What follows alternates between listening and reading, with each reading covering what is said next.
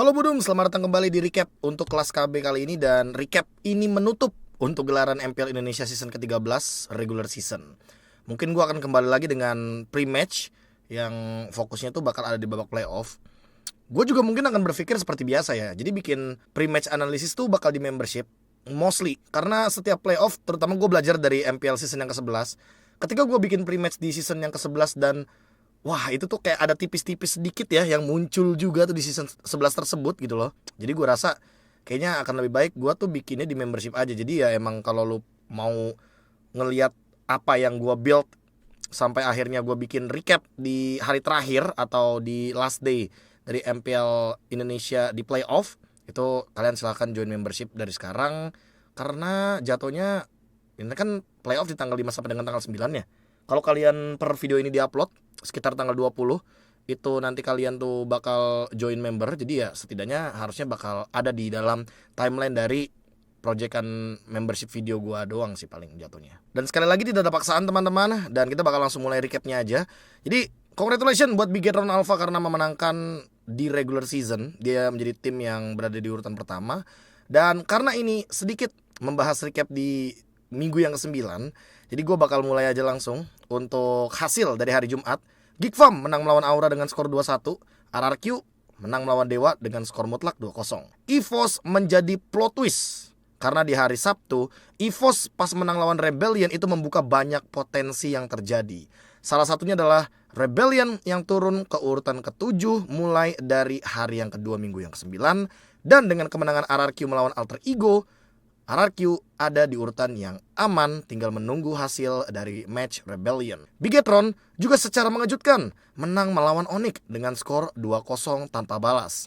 Dan bahkan nanti akan ada satu klip yang gue bahas seperti biasa untuk di recap. Jadi ya teman-teman tunggu aja ya kalau misalkan udah menuju ke match dari Bigetron versus Onyx. Di hari terakhir Aura menang telak melawan Alter Ego dengan draft yang sangat-sangat mencekek, terutama draft untuk game yang kedua.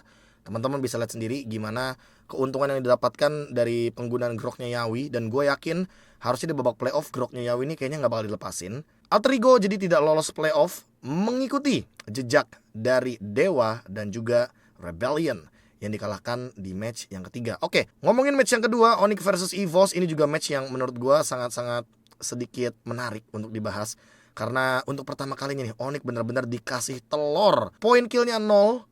Dan itu total domination dari EVOS Glory. Jadi teman-teman kalau mungkin kayak nanya sama gue kayak, Bang, mana nih match yang must to watch atau kayak benar-benar harus disaksikan gitu loh. Kalau ngomongin minggu yang ke-9, gue bisa rekomendasiin udah pasti ya RRQ lawan Dewa. Itu match juga intens.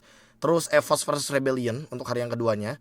Hari yang ketiganya sebenarnya Rebellion sama Geekfarm sih. Tapi sebenarnya match Onyx versus EVOS ini juga gak kalah intens teman-teman. Dan dengan kemenangan dari Geekfarm tentunya membuat klasemen terakhir seperti ini teman-teman. Jadi Rebellion itu gak mendapatkan match win yang ke-7. Sekalipun mereka mendapatkan match win yang ke-7 itu mereka minus 5 kalau misalkan menangnya 2-1 gitu loh. Dan RRQ akan otomatis melaju ke babak playoff karena net game winnya itu adalah minus 4. Jadi jatuhnya masih aman lah posisinya. Dan 6 tim akan bertanding di babak playoff. Nice try untuk Rebellion Esports, Alter Ego Esports, Dewa United Esports. Yang gua gak mau ngomongin soal teori dan segala macamnya karena mereka tidak memiliki coach Philippines atau player Philippines di dalam line up-nya. Gua juga kayaknya bukan fokus ke sana ya teman-teman ya urusannya, tapi gua fokus untuk membahas sedikit. Dan ini yang bakal berbeda. Gue bakal remind lagi di akhir video, tapi tentunya gue juga tidak akan bisa melupakan atau mengingatkan kepada teman-teman kalau playoff bracket akan seperti ini.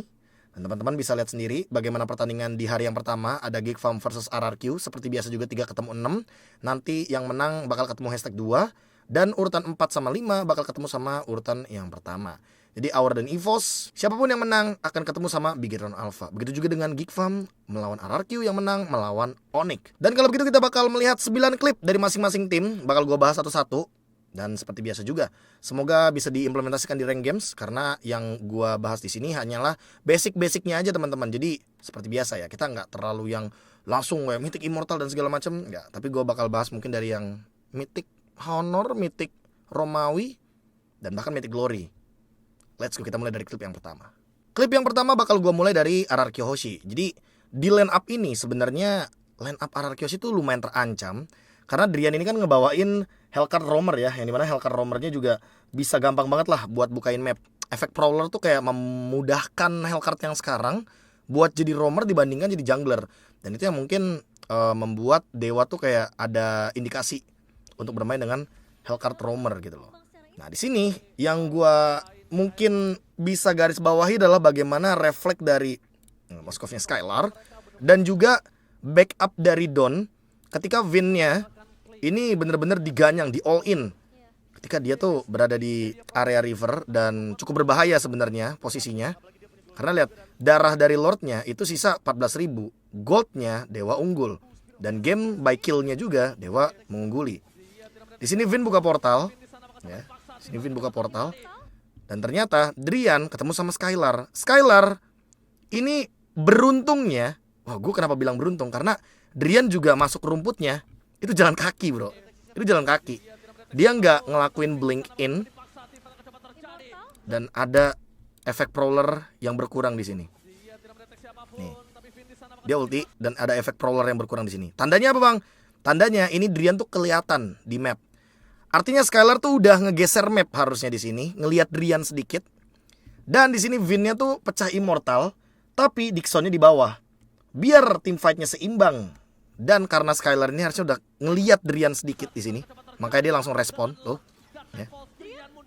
Vin buka portal, Donnya ngezoning. Biar di sini nggak ada yang ganggu nih. Di sini ketutup, diblokade sama Don, ya kan? Jadi nggak ada yang bisa backup Drian. Sementara Driannya kena solo kill sama Skylar. Entah refleks, entah kelihatan sejenak lah pokoknya. Karena itu kan minion tuh bisa ngasih vision. Dan Hellcard-nya itu kayak ada efek prowlernya yang berkurang sedikit. Karena Don yang ngezoning 3 pemain dari Dewa, sisanya ya udah RRQ tinggal makan dari depan. Karena udah nggak bakal ada yang bisa ngeflank mereka gitu. Jadi Hellcard Roamer kalau matinya pertama dan gak dapet trade sama sekali, terutama trade-nya tuh gold laner, itu udah pasti bakal rugi banget. Dan di sini RRQ langsung berusaha untuk end game. Karena apa? Karena mereka menumbangkan 4 pemain dari Dewa. Makanya pas Dixon berusaha untuk ngelakuin defense, lihat di sini dimakan, immortalnya pecah, ya kan? Mereka bahkan mau maksain buat end game. Dan Donnya, kalau teman-teman mau lihat dari POV-nya Don itu masuk portal menggunakan momentum seadanya. Karena lihat, pas dia masuk portal, dia udah Brave Fighters. Brave Fighters-nya langsung ke belakang, langsung flicker, mecahin Netherrealm. Lananya ke zoning, kena damage banyak juga, wattnya sekarat, kebanting. Wind of Nature bisa nahan Apprentice's Wrath, tapi nggak bisa nahan Real World Manipulation. Jadi kayaknya yang gue lihat, karena mode prowlernya kelihatan. Di sini nih awalnya, mode prowlernya kelihatan sedikit. Dan Skylarnya langsung ngerespon, ya, dia langsung flicker ke depan. Dan Driannya mati tanpa trade. Jadi kalau misalkan kalian di rank games, kalau kalian ketemu sama Hellcard Roamer, usahakan sebenarnya marksman-nya kayak begini nih. Kalau bisa tuh benar-benar peka sama keadaan map. Dan kalau bisa tuh menghindari serangan dari lawannya ketika emang lawannya tuh udah mendeteksi di mana si marksman ini berada.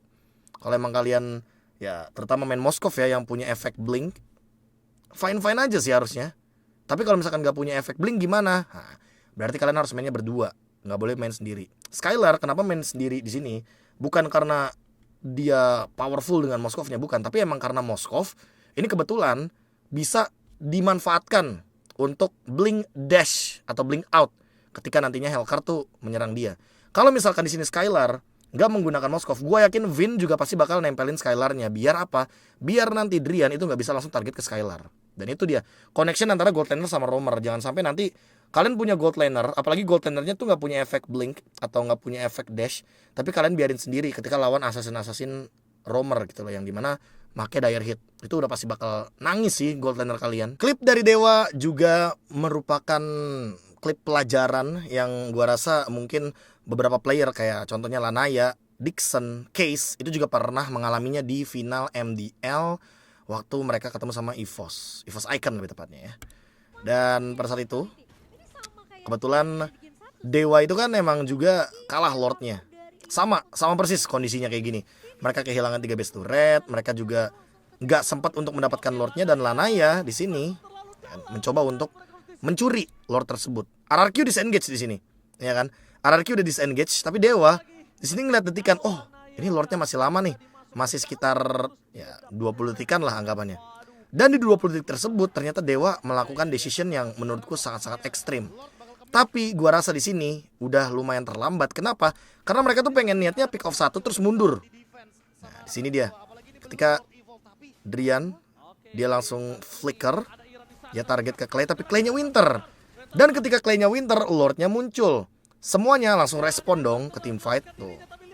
Moskov Spear-nya keluar, Clay-nya tumbang tapi lumayan buying time karena tadi Winternya dan reflect flickernya juga buang-buang waktu sedikit. Lord-nya jalan, ya kan? Don-nya di sini coba buat ngezoning lagi-lagi ya, ngezoning dan ngebadanin di belakang karena targetnya kan kuat. Sebenarnya Dixon di sini satu sisi tuh kayak bisa mundur, tapi dia juga kayak dibutuhin untuk team fight. Jadi ya sebenarnya call-nya dari Dewa tuh pengen nge-pick off, tapi mereka overextend di sini. Bang, kalau kayak gini posisinya gimana? Sebenarnya ketika ada Winter kayak begini, kalau mundur tuh nanggung emang teman-teman. Tapi minimal emang harus ada satu yang pulang. Karena keadaannya adalah di sini Dewa tuh nggak dapetin Lordnya. Kalau Dewa dapetin Lordnya dan mereka perang kayak begini, gue setuju, mereka bisa menang di sini. Tapi karena Dewa tuh nggak dapetin Lordnya dan Lordnya jalan dari wave mid, RRQ dapetin momentumnya dan Dixon aja nggak pulang. Dixon itu maju lagi. Dan ketika ingin berusaha recall, udah telat. Apalagi yang recallnya kayak case begini. Wah, itu tuh kayak mengulang luka lama harusnya jatuhnya ya. Dan kalau ngomongin rank games, kalau misalkan musuh dapat Lord, usahain defense dulu, ya kan. Bikin move-nya tuh abis kita nge-clear Lord. Itu teman-teman ya. Mungkin kalaupun kalian mau mencoba untuk menculik satu, kayaknya kalian bisa culik satu ketika kalian di posisi ini sih. Nih, di posisi ini nih. Cuma sayangnya di sini Lanaya geraknya sendirian, jadi nggak ada backup yang cukup untuk melakukan big fight dan alhasil disengage di sini. Padahal kalau misalkan team fightnya di sini, ini lumayan lama loh. Ini lumayan membuang-buang waktu sekitar 20 detikan, 30 detikan hingga akhirnya nanti ada di detik ke-41 Lordnya muncul. Next clip kita ambil dari Alter Ego ketika mereka memberikan pressure terhadap RRQ dan gua rasa ini tuh game yang paling possible ditiruin di rank games. Kenapa begitu? Karena ketika lawan kalian gak bisa ngelakuin split push atau bisa melakukan split push dan kalian tuh ketemu jawabannya adalah yang menekan si split pusher tersebut. Contohnya di sini siapa? Cloud. Cloud ini adalah tipikal hero yang bisa ngejalanin split push dan sesaat setelah Alter Ego tuh mendapatkan keuntungan yang melimpah, dia dapetin turtle, dapetin purple buffnya si Irat juga dan di sini Iratnya juga kena makan sama Pai. Nah, di sini nih mulai nih, ya kan? Pressure-nya tuh aktif gitu loh. Tas yang pertama dia ambil purple buff-nya. Jadi kalau kalian dapetin turtle dan jungler kalian tumbang, kalau bisa lakuin apa yang Tas lakuin.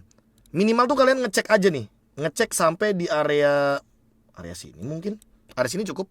Kayak minimal kalian tuh dapetin ini kira-kira berapa detik lagi nih ya untuk purple buff. Kenapa begitu? Karena kalau misalkan jungler musuh tumbang, kalaupun tiba-tiba ada teman-temannya nih kayak Vin atau Clay nge-backup ke sini, itu kemungkinan besar bisa bakal ada tim fight besar di area jungle-nya dan tim dengan buff turtle pasti bakal lebih berani dong untuk ngelakuin tim fight tersebut. Nah, kebetulan Tas tuh dapat bonusnya, Tas dapat purple buff. Makanya dia bisa ngelanjutin pressure-nya, dia bisa ngelanjutin yang namanya ngelakuin tekanan ke RRQ.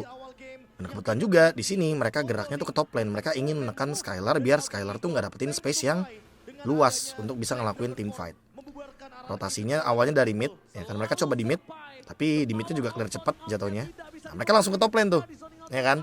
Mereka bergerombol, langsung gerak ke top lane. Irat, Skylar, Vin, Clay juga gerak ke top lane. Nah, kebetulan di bottom lane Pai itu udah clear wave duluan dan Pai-nya tuh pasti bakal ke top lane kan, karena ini udah pasti bakal jadi sinyal AE tuh pengen team fight berlima. AE tuh pengen all in di top lane. Makanya Yuzongnya jalan duluan dengan harapan nanti dia buka Black Dragon form dari sini dan RRQ niatnya pengen ngelakuin counter setup. Makanya Vin tuh kayak ngebukain, ya kan, nempelin. Dia nggak buka ultimate karena apa? Karena dia tuh nungguin Yuzongnya. Tapi ternyata Pai malah menghadang Don di sini, ya kan? Donnya dibikin gak bisa hadir di atas, Tasnya ngelakuin inisiasi. Nah, mulai dari sini nih. Tas cari orang, ya kan? Set dia makan Vinnya dan diganyang mulai dari sini. Donnya dibikin gak ke atas. Tim fight jangka panjangnya coba ditarik ulur, ya kan, tuh Tasnya diselamatin. Terus dikejar. Dan Pai-nya masih nutup jalan dari Tamus niatnya tuh kan. Nah, jadi Donnya balik lagi mending ke bawah. Karena kalau Don join ke atas yang ada wipe out, yang ada RRQ itu lebih rugi sebenarnya teman-teman. Dan dengan rotasi seperti ini, sebenarnya karena alter ego-nya dapetin yang pertama, purple buff-nya Irad. Jadi levelnya tuh ada perbandingan sedikit antara Tas dan Irad. Teman-teman bisa lihat di sini. Terus yang kedua dapetin turtle. Jadi dengan dapetin satu turtle, otomatis kita tuh bisa maksa perang ke lawan kita. Ya syarat yang dijalankan alter ego kebetulan terpenuhi karena targetnya tuh ke Vin gitu loh. Kalau misalkan gak dapetin Vin, rugi banget. Let's say itu Skylar yang ditelan, jadi dia pegang Purify kan. Jadi udah pasti bakal buyar gitu loh team fight-nya. Dan RRQ pasti bakal milih mundur dengan mengorbankan Vin yang mengeluarkan ultimate. Tapi di sini bayangin, Vin belum sempat untuk pakai ultimate-nya, dia udah diganyang. Tuh, kena efek Terrify segala macem.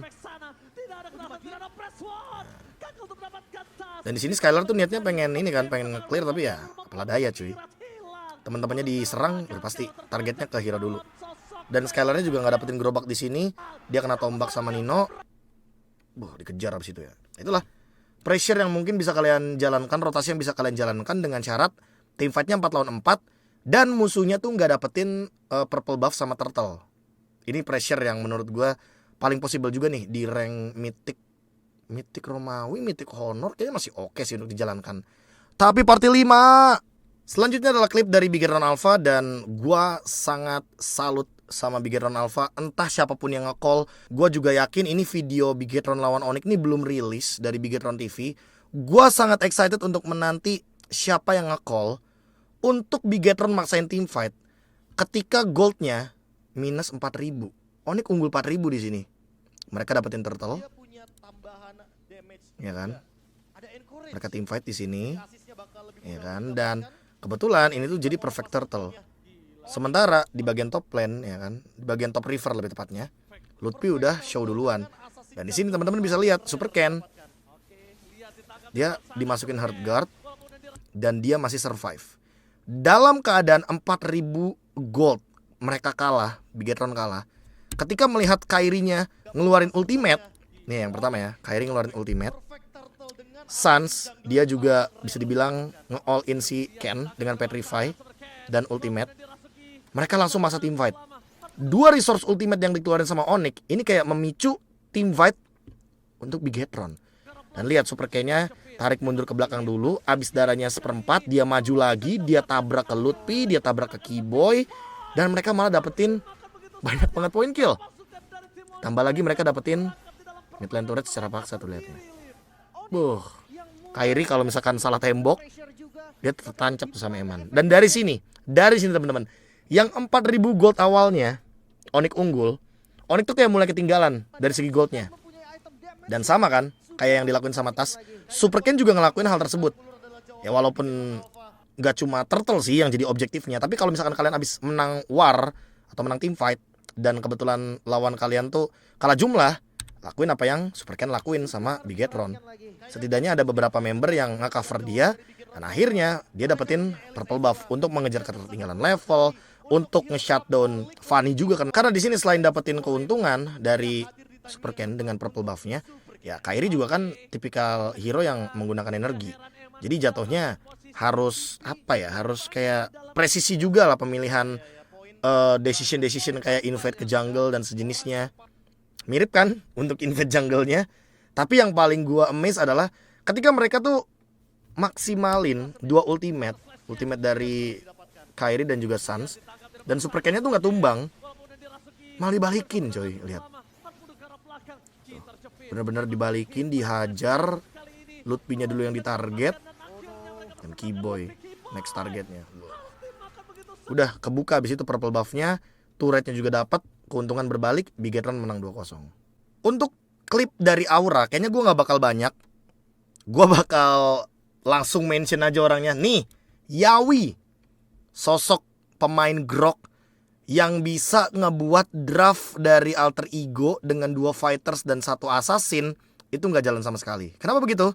Karena dengan dia melakukan blokade di sini dengan menggunakan barrier, minion dari Aura itu bakal berjalan lebih lambat.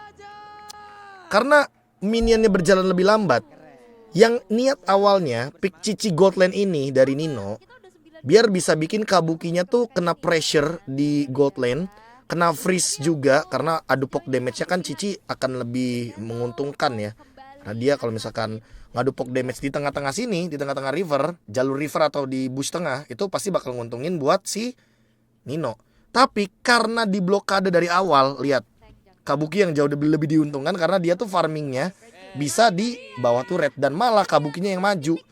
Ditambah Kabukinya juga di level 1 ambil skill 2 Spear of Misery. Dengan tujuan apa? Dengan tujuan kalau Ninonya mau farming, dia dorong-dorong ke belakang biar dia nggak bisa last hit.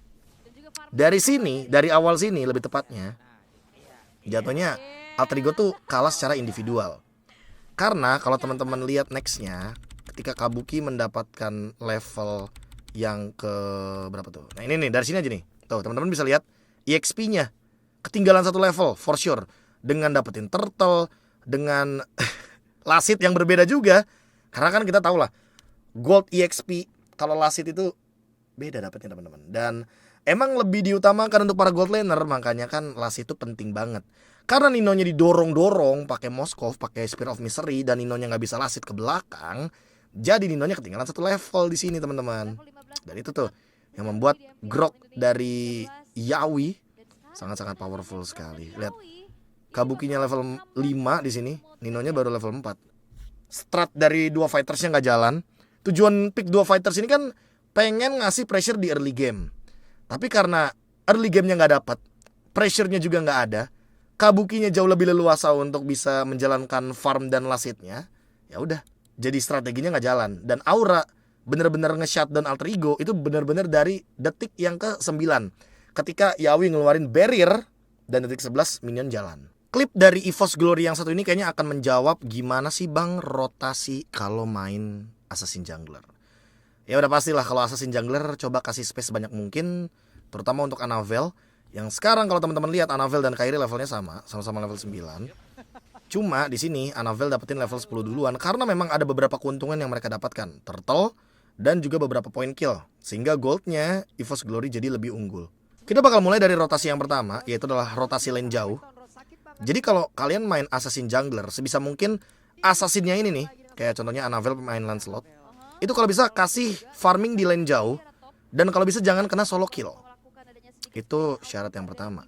Syarat yang kedua adalah ditambah dengan adanya tombak Moskov kalau ada. Ulti Xavier itu juga boleh. Karena teman-teman bisa lihat di sini, ketika Onyx berusaha untuk mendapatkan turtle-nya secara gratis dan Anavel itu ngekat di bawah.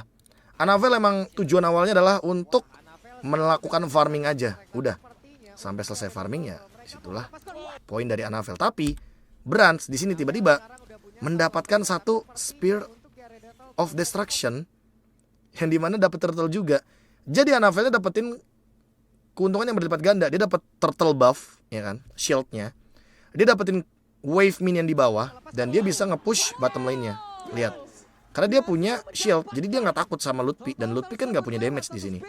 Jadi ya udah, Anavel tinggal fokus untuk ngelakuin basic attack ke turret. Top lane-nya juga bakal didorong karena apa? Karena Dreams-nya sama Fluffy coba ngasih pressure. Mereka dapat 2 turret di waktu yang bersamaan, ditambah dengan 1 turtle, ditambah Anavel-nya unggul 1 level.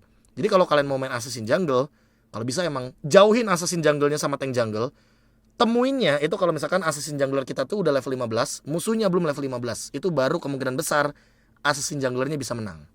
Back to basic kalau ngomongin soal Onyx, karena gue mau memperlihatkan lagi ya, sekali lagi lebih tepatnya. Jadi reminder juga buat mungkin teman-teman yang kalau lagi unggul by level, by gold, apapun itu, dan kalian tuh mau dapetin objektif kayak Lord, objektif yang jadinya kan penting. Dan neutral objektif kayak Lord ini kan ada chance diambil sama lawannya. Kalau kalian di Lord yang pertama unggul 3000 sih mungkin standarnya gue bakal set di 3000 ya. 3000 gold, 4000 gold, 5000 gold. Ya akan lebih bagus sih kalau kalian di menit 9 tuh udah unggul 8000 gold. Itu lebih mudah lagi untuk melakukan eksekusi ini. Karena Onyx juga melakukan eksekusi yang cepat kepada pengguna Retribution. Karena kebetulan EVOS Glory draftnya membawakan Franco dan Yuzong, yang dimana dua-duanya hero yang kayaknya nggak bisa ngebadanin lama-lama. Jadi cuma Anavel di sini yang bisa ngebadanin. Dan ketika Anavelnya muncul, lihat nih respon dari Onyx. Mereka tarik-tarik, ya kan, sampai conceal play-nya pecah di sana. Dan ketika Dreams udah ngelakuin Iron Hook, Midnya di clear dulu, mereka nungguin momentum, dan akhirnya baru nih digas di sini. Pas midnya show, Kairinya langsung ke Anavel. Set. Lihat, twing. Langsung diganyang, habis clear. Dan di sini Dreamsnya kan ngehooknya ke kiri ya, bukan ngehook ke kanan. Karena kayak sebenarnya Dreams mau nyari ini aja sih kayaknya, mau nyari cancellation buat si Keyboy. Karena niatnya kan Kairi ngedistract di sini. Dan kalau Keyboynya bisa ke Cloud-Kun, wah abis sih. Ya untungnya udah Purify sebenarnya. Tapi ya Dreams kayak ngelakuin tindakan preventif. Dia nggak mau kalau saling nanti harus kehilangan Anavel, kehilangan battle spell di timnya. Jadi rugi kan. Dan dari situlah objektif bisa didapatkan secara gratis. Kalau kalian unggul, pokoknya 5.000 atau 3.000-an goldnya di Lord yang pertama, ganyang hero-nya dulu boleh, asalkan jangan terlalu overcommit ya. Karena Onyx abis dapetin satu udah, mereka udah tahu nih kalau musuhnya nggak bakal nabrak lagi. Jadi makanya mereka langsung ambil Lordnya. Selanjutnya adalah klip dari Rebellion. Dan ini adalah cara yang paling smooth kali ya, kalau bisa dibilang ya. Cara paling smooth untuk ngebukain bush yang berbahaya, bush di area mid lane. Ketika ternyata teman-teman dari Rebellion tuh udah berkumpul di sini, mereka tuh memanfaatkan tank junglernya si Vincent untuk ngebukain yang sebelah, tapi nggak sendirian, harus berdua. Nah, rotasi ini dan Swallow yang ngebait di sini, karena Swallow yang pertama dia punya Order Brilliance, dia punya kuning, dan kebetulan Geek nggak ada yang benar-benar bisa langsung pick off kecuali Luke dengan mengorbankan Flicker. Karena Swallow-nya udah jadi bait dan dia punya kuning, jadi yang ngebukain di sini adalah Vincent dan Audi. Seketika balai keluar, semuanya juga ketahuan di sini. Langsung ada conceal play. Dan ternyata ditabraklah langsung. Rebellion juga unggul 5.000 gold di sini. Lagi dan lagi apa teman-teman? Kalau unggul gold, perangin aja. Tapi syaratnya apa? Berlima. Party berlima juga sih lebih tepatnya, biar komsnya tuh masuk ya. Dan kalau udah di menit 12 sampai 15 tuh, ya kan? Kalau bisa kalian ketika menang jumlah kayak gini, tabrak aja langsung. Tabrak ke base turret. Karena emang possible endgame kok di atas menit sekitar 11 atau 12-an. Lebih tepatnya menit 12 sih, karena menit 12 ini kan menit yang krusial ya. Kalau di menit 11 tuh kayak pasif base turret itu masih bisa meledak. Sementara kalau di level 12 pasif base turretnya tuh udah nggak ada, jadi ya udah kalian bisa nabrak gitu loh. Dan yang dilakukan sama Rebellion, targeting mereka juga Audinya targetnya ke Marky, dan semuanya tertangkap gitu loh. Jadi buyar langsung. Dan mereka bisa langsung ngelakuin endgame. Seperti itu teman-teman. Dan klip terakhir datang dari makronya Geek Farm. Kita bakal mulai dari bottom lane nih. Bottom lane kebetulan ada beberapa pemain yang muncul ya, kayak misalkan di yang ketahuan. Tapi sebenarnya udah pasti Geek Farm di sini akan menduga kalau dia nggak bakal sendirian. Dia pasti punya Audi TZ, ada Franco di sana. Dan seketika di sini, Luke ketika dia ngelakuin clear wave sendirian, kena Iron Hook, digigit dan ternyata tumbang. Lihat apa respon dari Geek Farm. Mereka tuh nggak langsung nge-follow up Aboy yang ngebuka ultimate, enggak. Aboy emang buka ultimate dengan tujuan untuk nge-cancel, ya kan. Tapi di sini dua member dari Geek Farm, Baleski dan juga Marky, langsung nutupin jalur ke rivernya. Lihat, dia langsung nge-camp di river dan ketahuan di sini. Tuh langsung dikejar. Markinya 2 hit bisa numbangin di, dan Audinya tumbang. Trade-nya 1 tuker 2. Lordnya jadi gratis. Itulah makro dari Geek Farm yang gua rasa Rebellionnya juga gue bertanya-tanya sih. Mereka lewat sini loh. Ketika emang nggak ada yang ngejemput di sini, nggak ada Vincent, nggak ada Cars yang ngebukain juga mapnya di bagian purple buff. Padahal ini purple buffnya Vincent loh. Ini purple buffnya Vincent, tapi dia menduga kalau misalkan ketika look-nya diganyang di bottom lane sini, ya kan, teman-teman dari Geek Farm tuh langsung Lord. Padahal ini baru muncul Lordnya dan look tumbang.